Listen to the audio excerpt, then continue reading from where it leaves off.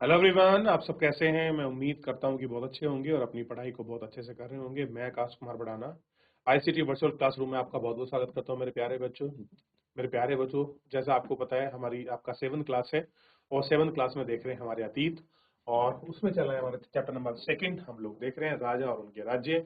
तो हमने 7वीं शताब्दी से लेकर और 12वीं शताब्दी के बीच में शासन करने वाले प्रमुख राजवंशों को देखने का प्रयास किया है। सबसे पहले मैंने आपको बताया कि पुराना कश्मीर कहाँ था। दिल्ली इंद्रप्रस्थ जिसको कहा जाता था, वहाँ चौहान शासन कर रहे थे, और मध्य भारत में आपका गुर्जर प्रतिहारों की 2 शाखा परमार और चंदेल आपका शासन कर रही थी। वहीं आपका देखेंगे जो आपका बंगाल साइड है, यहाँ पर आपके पाल आप वंश के लोग शासन कर रहे थे। कहीं पर चोल चेल पांड्य, कहीं पर राष्ट्रकूट, कहीं पर मैखरी, इस तरीके से लोग अलग अलग आपका शासन कर रहे थे।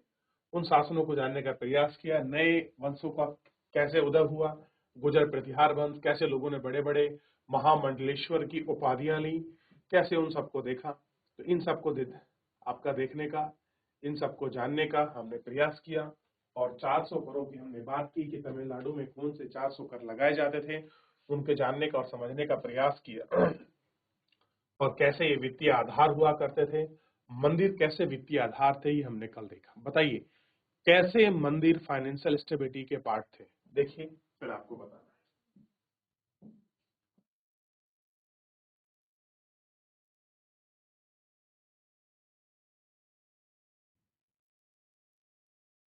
देख लिया?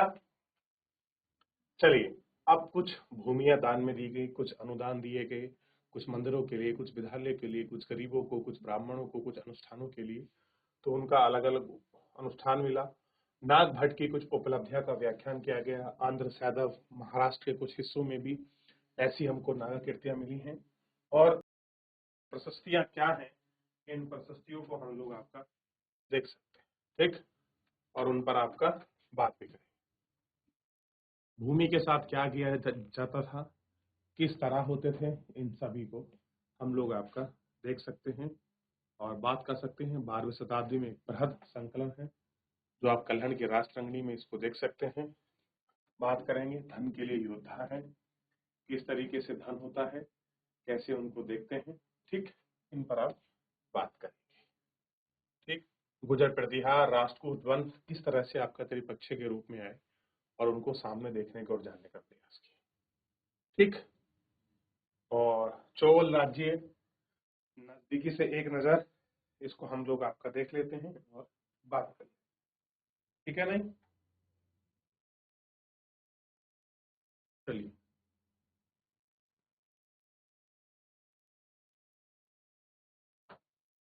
आगे बढ़े।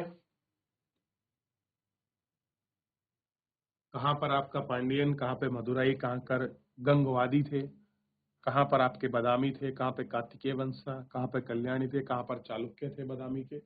इन सबको आप दक्षिण भारत के कुछ वंश है और वहीं उनकी परिवर्तनशील सीमा रेखा है जिनको आप अच्छे से देख सकते हैं। इन्होंने ही आप देखेंगे कि पांड्यन राजवंश किस तरह से शक्तिशाली था, कैसे कैसे राजेंद्र राज प्रथम के पुत्र ने आपका राजेंद्र प्रथम का पुत्र था आपका, सॉरी, राज का ये व्यक्ति हैं, राजा है राज प्रथम, और इन्हीं का पुत्र था राजेंद्र प्रथम। नीतियां जारी रखी गंगा घाटी पर। इन सब चीजों को हमने बहुत अच्छे से आपका देख लिया।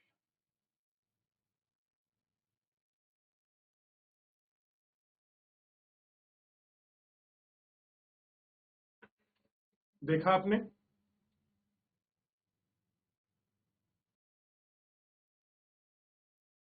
चलिए आगे बढ़े।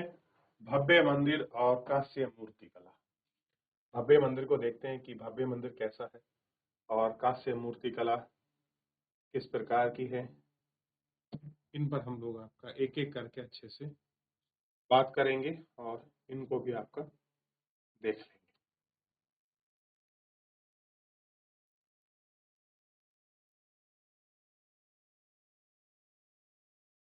चलिए इतना देख लिया।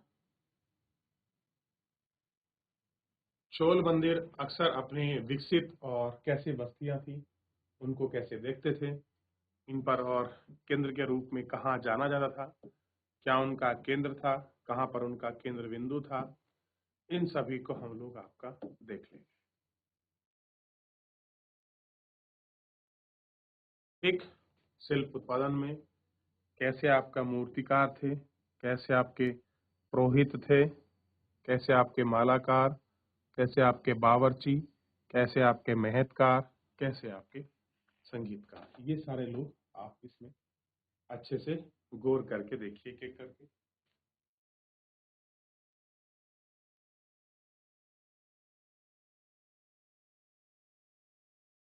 देख लिया, चोलों में कांस्य प्रतिमा बनी हुई थी।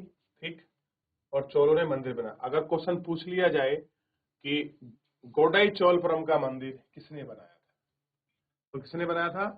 चोलों के समय में आपका ये मंदिर आपका बना हुआ था।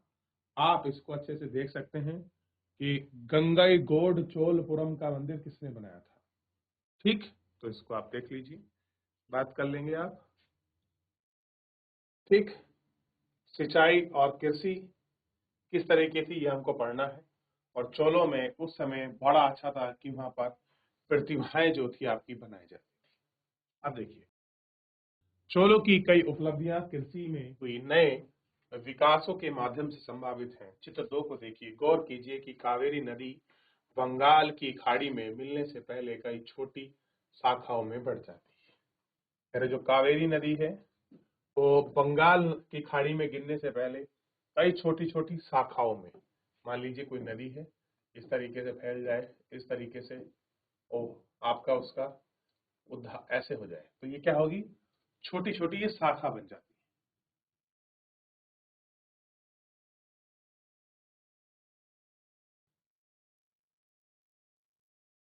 देख लिया, तो ये इस प्रकार क्या बनती है? छोटी छोटी जो शाखाएं हैं ये आपका बन जाती है।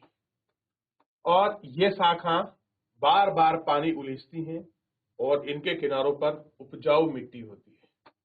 कैसे होती है उपजाऊ मिट्टी? शाखाओं का पानी कृषि विशेषताओं और चावल की खेती के लिए आर्द्र मुहैया कराता है। कैसे करता है? इनके लिए क्या करता है? आर्द्रता आपका सुनिश्चित कराता है और आर्द्र आपका मुहैया कराता है। हालांकि तमिलनाडु के दूसरे हिस्सों में कृषि पहले विकसित हो चुकी है। कह रहे जो आपके तमिलनाडु का क्षेत्र है उनमें क्या हो चुकी है? पहले आपका कृषि विकसित हो चुकी है। हर 5वीं या 6वीं शताब्दी के आकार से ही बड़े पैमाने पर खेती शुरू हो गई। कुछ इलाकों में जंगलों को साफ कर दिया जाना था, कुछ दूसरे इलाकों में जमीन में समतल किया गया था। डेल्टा क्षेत्रों में बाढ़ को रोकने के लिए तटबंध बनाए गए थे। ऐसे ही बाढ़ को रोकने के लिए आपका तटबंध बनाए गए थे। वह पानी को खेती तक ले जाने के लिए नहरों का निर्माण किया जाना था। ऐसा पानी को ले जाने के लिए नहरों का आपका निर्माण किया गया कि किस प्रकार की नहर बनेगी, कैसे कुछ होगा, इसको देख।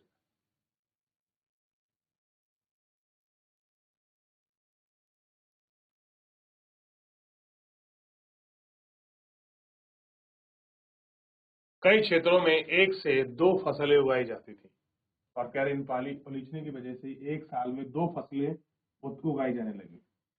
कई जगहों पर फसलों की सिंचाई में हाँ कृत्रिम रूप से जरूरत थी। सिंचाई के लिए कई पद्धतियां अपनाई जाती थी। कुछ इलाकों में कुएं खोदे गए। कैसे हो गए? कुछ इलाकों में कुएं जो है वो खोदे गए।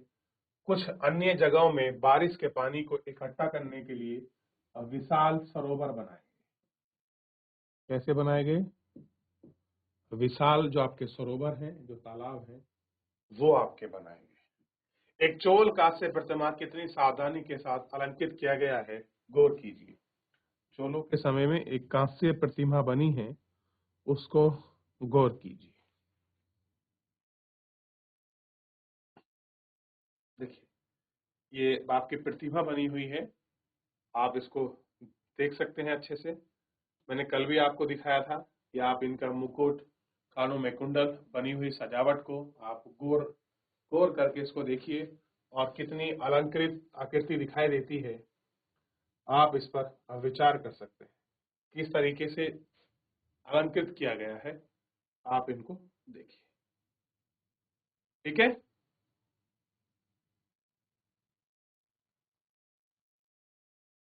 देख लीजिए,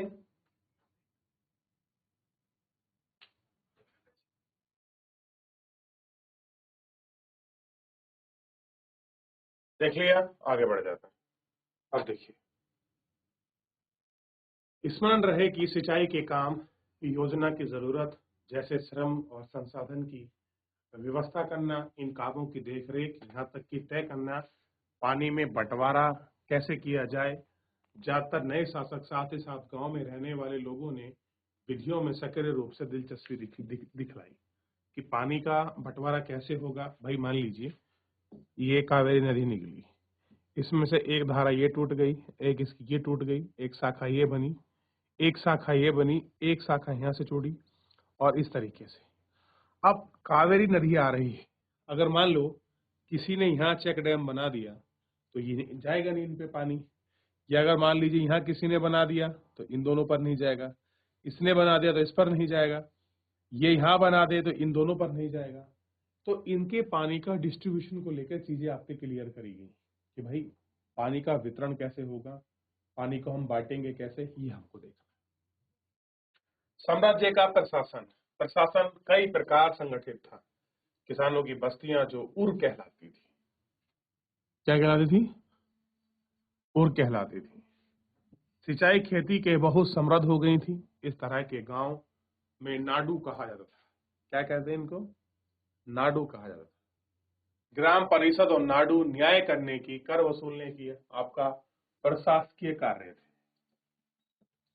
धनी किसानों को केंद्रीय चोल सरकार की देखरेख में नाडू का काम अच्छा खासा नियंत्रण था। कैसा था?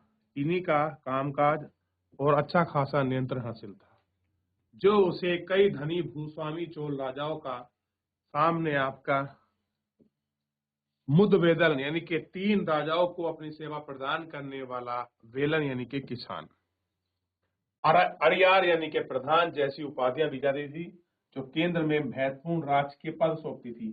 कह रहे यही उपाधियां थी जो चोल ग्रामीण प्रशासन बहुत स्ट्रॉन्ग था। जिस आज ग्राम पंचायत की हम बात करते हैं, जिस न्याय पंचायत की बात हम करते हैं, चोलों में वो शासन प्रशासन मेंटेन था। सोच के देखिए, चोलों ने वो शासन व्यवस्था अपना रखी थी जो आज हमारे यहाँ प्रासंगिक है। तो बहुत बार क्वेश्चन लिखने के लिए आता है कि चोलों की ग्रामीण प्रशासन व्यवस्था का उल्लेख कीजिए। तो क्या उल्लेख था, कैसे कुछ था, इन सबको आपका इसमें ये सारी चीजें दिखाई दे रही है। देख लिया? अच्छा, भूमि के प्रकार को देखिए कि भूमि के प्रकार क्या है, और उन भूमि के प्रकारों की बात करेंगे। चोल अभिलेखों में भूमि की विभिन्न कोटियों का उल्लेख है, जैसे बेलना बगाई, गैर ब्राह्मण किसान स्वामी को ही भूमि है। ब्रह्मोदय, ब्राह्मण के उपहार में दी गई भूमि। शाला भोग, और किसी विद्यालय के रख रखाव के लिए दी गई आपका भूमि। अगला क्या है? देवदान तिरुपति यानी कि मंदिरों को उपहार में दी गई भूमि। पलिछिनानंद जैसे संस्थानों को, जैन संस्थानों को दान में दी गई भूमि। तो ये भूमि के प्रकार हैं जो चोल साम्राज्यों में भूमि आपका दान दी जाती थी।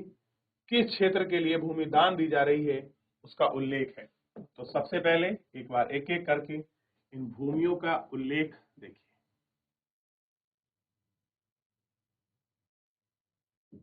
देखिए अभी पता लगेगा।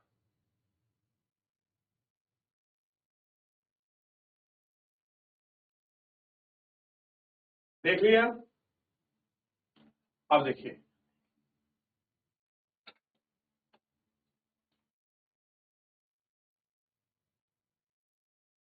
हमने देखा है कि ब्राह्मणों को समय समय पर भूमि अनुदान या आपका ब्रह्मोदय प्राप्त होता था। ब्रह्मोदय या मितान मतलब ब्राह्मणों को दान में दी गई भूमि। परिमाण स्वरूप कावेरी घाटी और दक्षिण भारत के दूसरे हिस्से में ब्राह्मण बस्तियां अस्तित्व में आई। प्रत्येक ब्राह्मण की देखरेख के लिए ब्राह्मण भूस्वामी की एक सभा होती थी। जो ब्राह्मणों को देखेगा उसकी एक भूस्वामी की एक सभा होती थी। ये सभाएं बहुत कुशलता पूर्वक काम करती थी और तो इनके निर्णय शिलालेखों से प्राप्त हुए। मंदिर पत्थर की दीवारें ब्यौरा दर्ज किया गया है। नगरम के नाम से ज्ञात विख्यात में समूह में अक्सर प्रशासनिक कार्य में संपत्ति थी। तमिलनाडु के चिंगलपट जिले में उत्तर मेरु के अभिलेख से प्राप्त में इस बात का विस्तार पूर्वक वर्णन है कि ब्राह्मण की सभा का संगठन कैसा था। सिंचाई के कामकाज, बाग बगीचे, मदिरा इत्यादि, मंदिरों की देखरेख के लिए ये सभाएं आपकी समितियां थी। सदस्यता के लिए जो लोग योग्य थे उनका नाम तामपत्रों के छोटे टिकटों पर लिखे जाते थे, मिट्टी के बर्तन दिए जाते थे और किसी छोटे लड़के को हर सीमित में एक के बाद एक टिकट निकालने के लिए कहा जाता था। तो ये सारी चीजें थी, किस तरीके से एक के बाद एक टिकट आपका निकाला जाता था। तो बेसिकली चैप्टर तो आपका समाप्त हो गया है, ठीक है, लेकिन एक छोटा सा इंफॉर्मेशन है जिसको हम पढ़ेंगे और वो क्या है, अभिलेख और लिखित सामग्री। एक हमें अभिलेख मिला था उत्तर मेरु का अभिलेख। क्या है? उत्तर मेरु।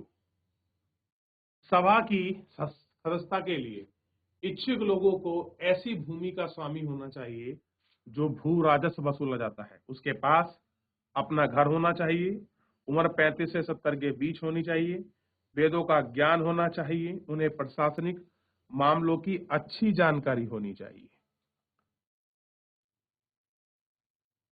ठीक, तभी व्यक्ति बनेगा भूस्वामी। यदि कोई पिछले 3 साल से किसी समिति का सदस्य नहीं है तो वह समिति का सदस्य नहीं बन सकता। अगर आप उत्तर मेरु अभिलेख में क्या लिखा है, अगर आप किसी समिति के मेंबर नहीं हैं तो आप क्या नहीं बन सकते, उस समिति के मेंबर या आप सदस्य जो है आपका नहीं बन सकते। तो 3 साल पहले ये सारे चीजें होने जरूरी है। समिति का सदस्य नहीं बन सकते। जिसने आपने संबंधित खाते जमा नहीं कराए हैं वह चुनाव नहीं लड़ सकता। अगर कोई खाता है और चुनावी खाते का ब्यौरा नहीं है तब भी आप चुनाव नहीं लड़ सकते। अभिलेखों में राजा और शक्ति संपन्न पुरुषों के बारे में जानकारी मिलती है, लेकिन यह जानना खास मुश्किल है कि साधारण मर्दों और औरतों का जीवन राजाओं से कैसा था। 12वीं शताब्दी के तमिल कृत्य पेरियाम में एक उदाहरण है।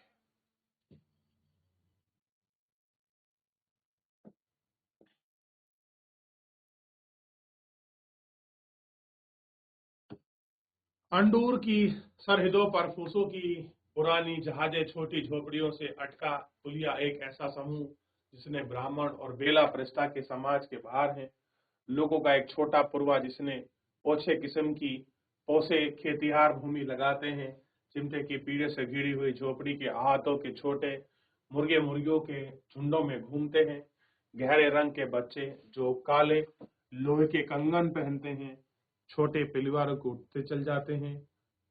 मरूद पेड़ों की छांव में एक मजदूरन अपने बच्चों को चमड़े की चादर पर सुला दिया है और आम के पेड़ के नीचे भी थे जिनकी शाखाओं में नंगड़े लिपटे हुए हैं, जो नारियल के पेड़ों के नीचे जमीन के नीचे छोटे गड्ढे में छोटे सिरों वाली कुतियों के पिल्लों को दूध पिलाने के बाद लेटी हुई है।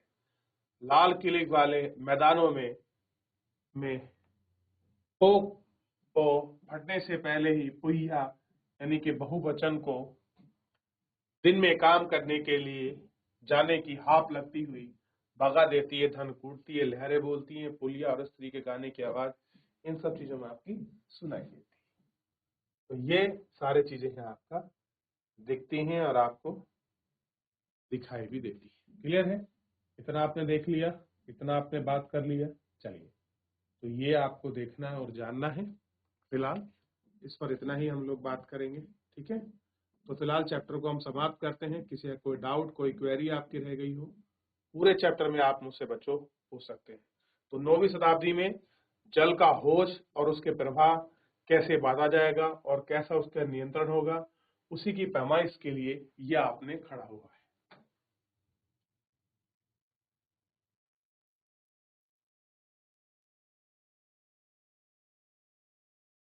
देख लिया? चलिए, तो एक बार नीचे की तरफ देखिए। प्रशासन का कोई चीज आपको समझ में आई? मुद्दे बेलन यानी कि 3 राजाओं को अपनी सेवा देने वाले किसान कैसे होते थे?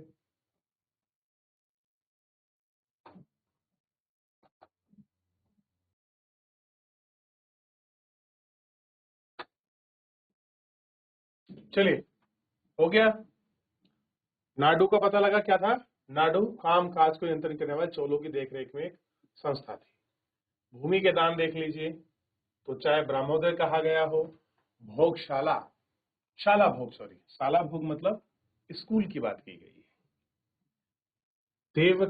देवदान, देवदान को हमने देख लिया कि बेसिकली देवदान क्या है।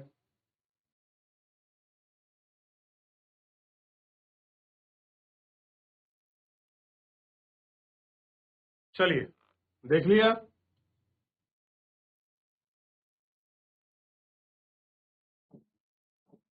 चलिए आगे बढ़ जाते हैं।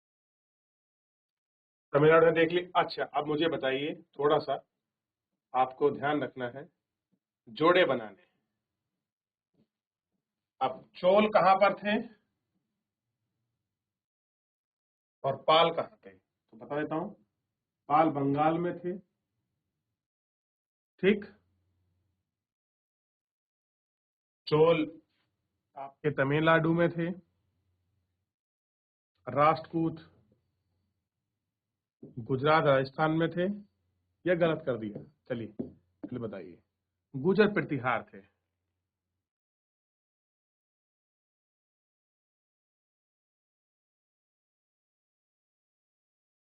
त्रिपक्षीय संघर्ष को देखेंगे।